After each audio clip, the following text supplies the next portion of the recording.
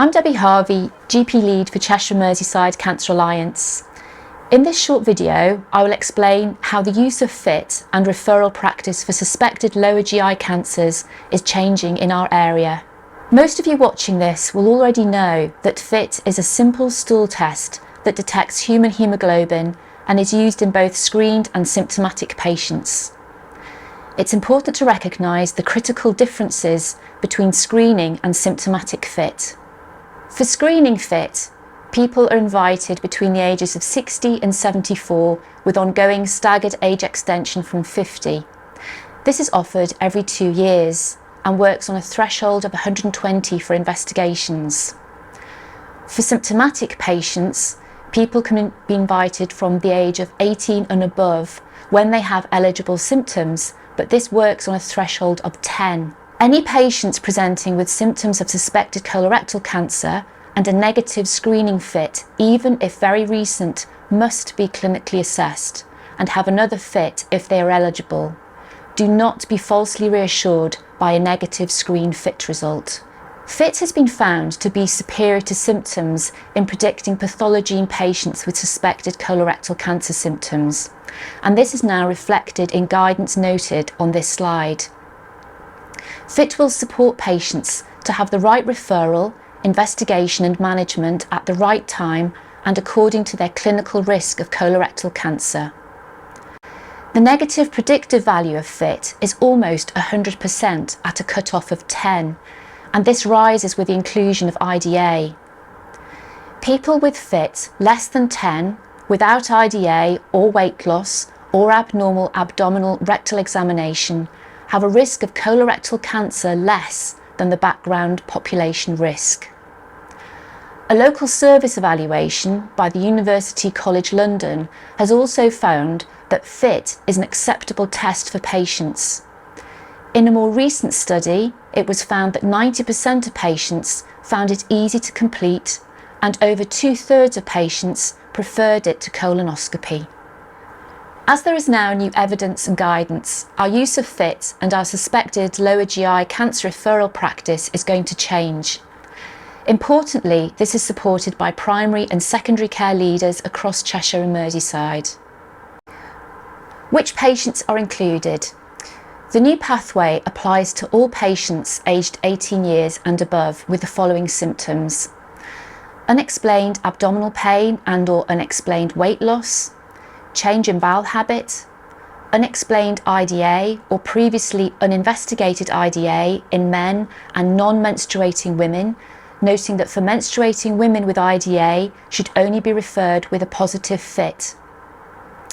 Where IDA is found in patients under 60, ensure it is unexplained by considering or excluding other causes such as celiac disease, hematuria, blood donation, menorrhagia and pregnancy. We also include anemia without iron deficiency, which is unexplained, especially in those 60 and above. Unexplained rectal bleeding and with abdominal pain, change in bowel habit or weight loss, anal or rectal mass, anal ulceration and abdominal mass. There are stages of assessment required in primary care. So we start with a patient with signs and symptoms of suspected lower GI cancer. We undertake a clinical assessment including history and examination, and depending on the findings, then go on to consider IDA status and other bloods. We then also need to consider if FIT is necessary. When is FIT required? This falls into 3 groups. The only patients who will never require a FIT would be those with an anal or rectal mass and/or anal ulceration. They will require an immediate referral. The second group are patients with unexplained IDA and/or abdominal mass, and they will need a FIT requested at the point of referral. For all other patients, they will need a FIT result in order to refer, noting that referrals can still be made where there is serious ongoing clinical concern and/or the FIT has not been returned, and that individual clinical judgment should still be used. Note also that rectal bleeding now requires a FIT. This may feel counterintuitive, but over half of those with this symptom will have a negative fit. Important to note that taking the patient history into account is critical as part of the patient assessment, including their bloods and IDA. Abdominal and digital rectal examinations are essential prior to referral, unless there are exceptional circumstances. Remember to share the findings in your referral, and if they cannot be performed, please state why in your referral. The reason for this is to exclude the presence of clinical findings which would trigger an immediate referral or consideration of another pathway, such as gynecology for suspected ovarian cancer. Clinical findings will also influence whether a fit is required. Importantly, persistent or recurrent anorectal bleeding with a negative fit will still require a referral because it may change the investigation used by secondary care. For patients where a fit is required, supporting completion of the test along with safety netting will be essential. Counsel the patient around fit.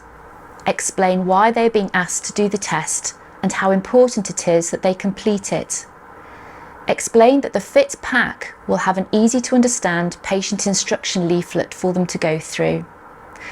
The patient's stool pot and any forms will need to have the right details on, so it is worthwhile highlighting this to the patient. Return the fit to the GP practice as soon as they can, and also tell the practice if they are struggling in any way to complete the test. We are also working with organisations to make fit packs more accessible in practice, and we are piloting ways to do this during 2023. GP practice safety netting and things to consider include the following: tracking the fit requests as you would for PSA, CA125, etc. Patient reminders such as using text messaging with a link to the patient instruction leaflet, which will be available on local websites.